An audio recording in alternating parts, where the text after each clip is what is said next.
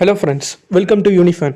இந்த வீடியோவில் எதை பற்றி பார்க்க போகிறோம் அப்படின்னா, digital signal processing EC3492 subject கோடு.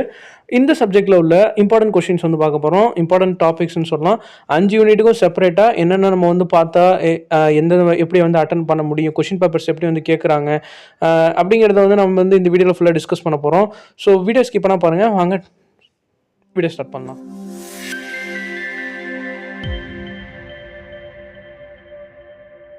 எப்போதும் போல் ஸோ ஃபஸ்ட் யூனிட்டில் வந்து பார்த்தோம்னாக்கா நம்ம வந்து என்ன படிக்கணும் அப்படின்னா, டிஎஃப்டி ஐடிஎஃப்டின்னு சொல்லுவாங்க. ஸோ இந்த discrete Fourier transform, inverse discrete Fourier transform, இதில் வந்து வந்து டேரக்ட் மெத்தட்னு சொல்லுவாங்க. டேரக்ட் மெத்தட்னா ஒன்றுமே கிடையாது. டேரெக்டாக நம்ம வந்து ஃபார்முலா யூஸ் பண்ணி நம்ம வந்து சால்வ் பண்ணுற மாதிரி இருக்கும். டிஎஃப்டிக்கு ஒரு ஃபார்முலா இருக்கும், ஐடிஎஃப்டிக்கு வந்து ஜஸ்ட் வந்து இந்த சைன் வந்து ஒன்று சேஞ்ச் ஆகும். அந்த மாதிரி கொஞ்சம் ரொம்ப மைனரான டிஃப்ரென்ஸில் இருக்கும். ஸோ ரெண்டுமே கிட்டத்தட்ட ஒரே இதுதான். ஒன்று பார்த்துட்டீங்கனாலே இன்னொன்று வந்து பார்த்துடலாம். ஸோ அந்த மாதிரி ரெண்டு அந்த டிஎஃப்டி ஐடிஎஃப்டி ப்ராப்ளம்ஸ் வந்து நீங்கள் வந்து பார்க்கணும். ஸோ இது வந்து இந்த பேப்பர் வந்து பார்த்தீங்கன்னா கிட்டத்தட்ட மேக்ஸிமம் ப்ராப்ளமேட்டிக் பேப்பர் தான். ஸோ இதில் வந்து தியரின்னு பார்த்தோம்னாக்கா நமக்கு வந்து 5th யூனிட்டில் வர வாய்ப்பு இருக்குது. ஸோ நான் வந்து சொல்கிறேன். ஸோ இப்போ வந்து ஃபஸ்ட் யூனிட்டில் டிஎஃப்டி ஐடிஎஃப்டி மெத்தட் வந்து பார்த்துங்க. அதுக்கப்புறம் வந்து பார்த்தோம்னாக்கா நமக்கு வந்து பட்டர்ஃப்ளை மெத்தட், அதாவது அந்த டயக்ராம் மாதிரி ஒரு ஆரோ மாதிரி போட்டு அந்த பட்டர்ஃப்ளை டயக்ராம் சொல்லுவாங்க. ஸோ அந்த மெத்தட் யூஸ் பண்ணி டிஐடி எஃப்எஃப்டி, டிஐஎஃப் எஃப்எஃப்டி ரெண்டுமே கிட்டத்தட்ட சிமிலர் தான். கொஞ்சம் டிஃபரன்ஸ் இருக்கும். அதில் 4 பாயிண்ட் 8 பாயிண்ட் சீக்வன்ஸ் ரெண்டுமே வந்து பார்த்துருங்க. அதுக்கப்புறம் properties of discrete Fourier transform வந்து அட்லீஸ்ட் நீங்கள் 5 ப்ராப்பர்ட்டிஸ் வந்து பார்த்துங்க. பெஸ்ட்டு வந்து பார்த்தீங்கன்னாக்கா நீங்கள் 7 to 8 ப்ராப்பர்ட்டிஸ் கிட்ட பார்த்துக்கலாம். ஸோ மினிமமாக நான் பார்க்கணும் அப்படின்னா ஒரு 5 ப்ராப்பர்ட்டிஸ் வந்து டிஸ்கிரீட் ஃபோரியர் ட்ரான்ஸ்ஃபார்மில் கண்டிப்பாக பார்த்துருங்க. அதுக்கப்புறம் மெயினானது என்னன்னா, பார்ட் சி கொஷினில் கேட்க வாய்ப்பு இருக்கிறது வந்து ஓவர்லேப் ஆட் மெத்தடும் ஓவர்லேப் சேவ் மெத்தடும் தான். ஸோ இந்த கொஷின்ஸ்லாம் வந்து கவர் பண்ணிடுங்க. இதை மெயினாக வந்து இந்த இதை கவர் பண்ணிங்கனாலே நம்ம ஓரளவு வந்து அட்டன் பண்ணலாம். மேபி வந்து கொஸ்டின்ஸ் வந்து கொஞ்சம் ட்விஸ்ட் பண்ணி கேட்பாங்க. அதை வந்து நம்ம அதுக்கேற்ற மாதிரி அட்டன் பண்ணுற மாதிரி இருக்கும். ஸோ இதுதான் இந்த யூனிட்டில் இருக்குது. ஸோ யூனிட் 2 பொறுத்தளவில் என்ன இருக்குது அப்படின்னா, பட்டர்வொர்த் ஃபில்டர், செபிஷேவ் ஃபில்டர்னு சொல்லுவாங்க. ஸோ இந்த 2 ஃபில்டரை வச்சு தான் நமக்கு வந்து மேக்ஸிமம் வந்து ப்ராப்ளம், அதாவது இந்த 2 ஃபில்டர், அதுக்கப்புறம் லோ பாஸ் ஃபில்டர்னு சொல்லிட்டு சொல்லுவாங்க. ஸோ இது ரிலேட்டடாக வந்து ப்ராப்ளம்ஸ் வந்து இருக்கும். ஸோ இப்போ வந்து பட்டர்வொர்த் ஃபில்டர் அதுக்கு ரிலேட்டட் ப்ராப்ளம், செபிஷேவ் ஃபில்டர் அதுக்கு ரிலேட்டட் ப்ராப்ளம். இந்த மாதிரி ப்ராப்ளம்ஸ்லாம் நான் எங்கே ப்ரோ பார்க்குறது அப்படின்னு கேட்டிங்கன்னா, நான் வந்து டிஸ்கிரிப்ஷனில் டெலிகிராம் சேனலோட லிங்க் கொடுத்துருக்கேன். அதில் வந்து நான் வந்து நோட்ஸ் வந்து அப்லோட் பண்ணிடுவேன். இதுக்கு வந்து அப்லோட் பண்ணியிருப்பேன். ஸோ அதை போய்ட்டு நீங்கள் டவுன்லோட் பண்ணிட்டு அதில் உள்ள ப்ராப்ளம்ஸ்லாம் நீங்கள் வந்து கோ த்ரூ பண்ணி எல்லாத்தையும் வந்து போட்டு பாருங்கள். ஸோ இது 2 ஃபில்டரை வந்து நீங்கள் வந்து இதுக்கு ரிலேட்டடான ப்ராப்ளம்ஸ் வந்து பார்த்துடணும். அதுக்கப்புறம் ஸ்டெப்ஸ் டு டிசைன்னா இது வந்து ஒரு கிட்டத்தட்ட தியரி மாதிரியான கொஸ்டின்ஸ். யூனிட் 2ல கேட்டாங்கன்னா நீங்கள் அழகாக அதை நீங்கள் எப்படி வந்து நம்ம டிசைன் பண்ணலாம் அப்படிங்கிறது எழுதிக்கலாம். ஸோ அப்போ பட்டர்வொர்த் ஃபில்டர், செபிஷேவ் ஃபில்டர் இது ரெண்டுத்துடைய ஸ்டெப்ஸ் டு டிசைனை நீங்கள் வந்து பார்த்துடணும். ஸ்டெப்ஸ் டு டிசைன் பார்த்துட்டிங்கனாலே நீங்கள் வந்து ப்ராப்ளம்ஸ் வந்து அந்த ஸ்டெப்ஸ் அப்ளை பண்ணி நீங்கள் சிம்பிளாக வந்து சால்வ் பண்ணுற மாதிரி பண்ணிடலாம். அதுக்கப்புறம் பார்த்தீங்கன்னா 2 method, impulse invariance method, bilinear transformation method, ரெண்டுமே வந்து பார்த்தோன்னாக்கா நம்ம அந்த பட்டர்வொர்த் ஃபில்டர், செபிஷேவ் ஃபில்டர் அதில் வச்சு தான் வந்து இந்த இம்பல்ஸ் இன்வேரியன்ஸ் யூஸ் பண்ணி சால்வ் பண்ணுங்க, பைலீனியர் டிரான்ஸ்ஃபார்மேஷன் யூஸ் பண்ணி சால்வ் பண்ணுங்க அப்படின்னு கேட்பாங்க. பைலீனியர் டிரான்ஸ்ஃபார்மேஷன் வந்து கண்டிப்பாக ஃபர்ஸ்ட் வந்து முடிச்சுடுங்க. அது ரொம்ப சிம்பிளாக இருக்கும். இம்பல்ஸ் இன்வேரியன்ஸ் அது சிமிலராக தான் இருக்கும். ஸோ அப்போ வந்து இந்த ஃபர்ஸ்ட் இது எல்லாத்தையும் முடிச்சுட்டு அதுக்கப்புறம் மெயினான டாபிக் என்னன்னு பார்த்தீங்கன்னா, ஐஐஆர் ஃபில்டர் டிசைன் சொல்லுவாங்க. ஐஐஆர் ஃபில்டர்னா என்னன்னா, அந்த direct form 1, direct form 2, cascade form, parallel form, ஒரு குறிப்பிட்ட ஒரு ஈக்குவேஷன் மாதிரியோ இல்லை ஒரு ட்ரான்ஸ்ஃபர் ஃபங்க்ஷன் மாதிரியோ வந்து கொடுத்துட்டு அதில் நீங்கள் வந்து டைரக்ட் ஃபார்ம் 1 வந்து சால்வ் பண்ணணும், 2 வந்து நீங்கள் ட்ரா பண்ணணும், cascade form, parallel form draw பண்ணுறதை விட முக்கியமானது ஒரு ஃபார்ம் கொடுத்துட்டாங்கன்னா அது எப்படி கேஸ்கேடாக மாற்றுறது, பேரலல் ஃபார்மாக மாற்றுறது அப்படிங்கிறதுக்கு தான் அவங்க வந்து மெயினாக வந்து பார்ப்பாங்க. ஸோ அதை வந்து நீங்கள் எப்படி சேஞ்ச் பண்ணணும் அப்படிங்கிறத வந்து பார்த்துங்க. அதுக்கப்புறம் டயக்ராம் வந்து கடைசியாக கூட நீங்கள் வந்து டயக்ராம் வந்து கிட்டத்தட்ட ஈஸியாக தான் இருக்கும்.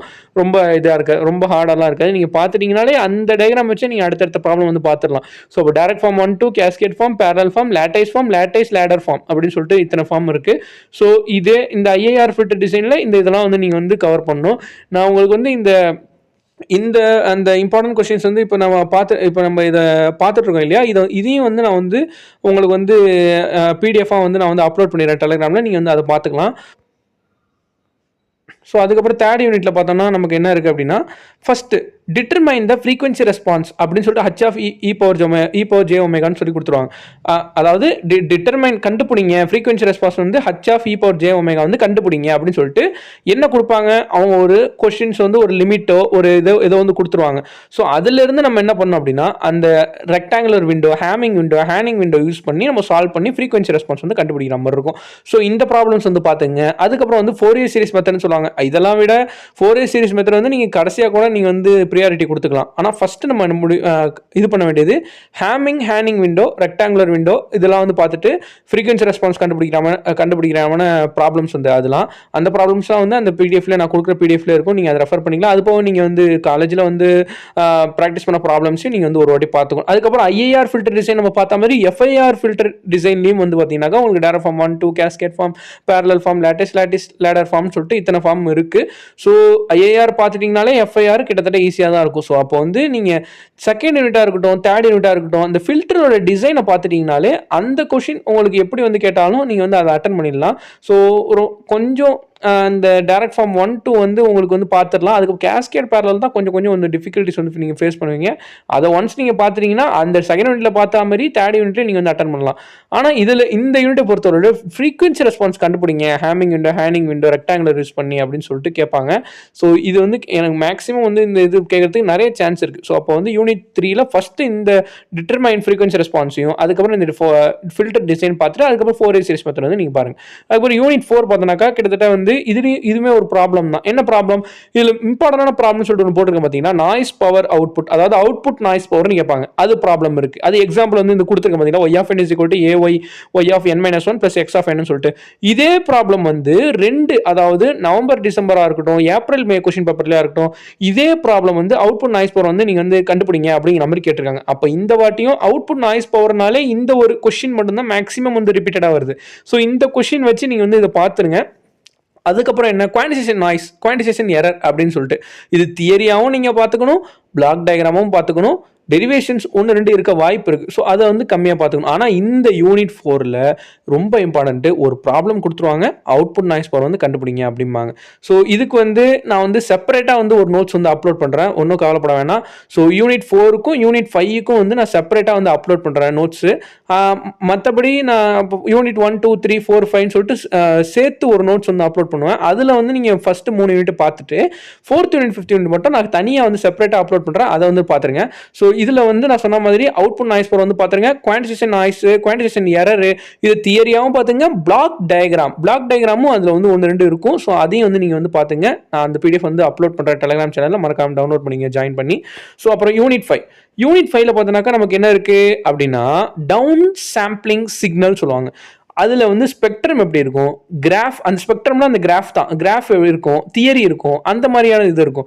ஆனால் யூனிட் 5ல ரொம்ப இம்பார்ட்டன்டானது என்ன அப்படின்னா, adaptive filter and it's future தான். அடாப்டிவ் ஃபில்ட்ரு என்ன அப்படின்னா என்ன, அதனுடைய ஃபியூச்சர்ஸு, அதனுடைய அப்ளிகேஷன்ஸு, இது மூணுத்தையுமே வந்து நீங்கள் வந்து ஒரு தியரி மாதிரி அழகாக பார்த்து வச்சிட்டிங்கன்னா யூனிட் 5ல அப்படியே அடாப்டிவ் ஃபில்டர் அப்படின்னு வந்தாலே நீங்கள் அழகாக இதை எழுதிடலாம். ஸோ அதனால அடாப்டிவ் ஃபில்டர் வந்து ஏற்கனவே வந்து ப்ரீவியஸ் இயர் கொஸ்டின் பேப்பர்ஸ்லையும் வந்து கேட்டிருக்காங்க. ஸோ அடாப்டிவ் ஃபில்டர் வந்து பார்த்துங்க. அதேமாதிரி டவுன் சாம்பிளிங் சிக்னல் வந்து நீங்கள் வந்து கடைசி ப்ரியாரிட்டி கொடுத்துக்கலாம். பட் ஆனால் நான் எதுக்கு டவுன் சாம்பிளிங் சிக்னல் ஃபஸ்ட்டு நான் இந்த இதில் கொடுத்துருக்கேன் அப்படின்னா, அது ஒரு சிம்பிளான கொஸ்டின் தான்.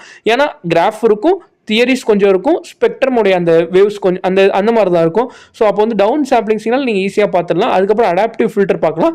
அதுக்கப்புறம் பார்த்தீங்கன்னா கடைசி கொஸ்டின் நான் என்ன கொடுத்துருக்கேன் அப்படின்னா, ஆர்கிடெக்சர் ஆஃப் டிஎஸ்பி, அதாவது டிஜிட்டல் சிக்னல் ப்ராசஸிங் கிடையாது, ப்ராசஸர், அதாவது டிஜிட்டல் சிக்னல் ப்ராசஸர்னு சொல்லுவாங்க.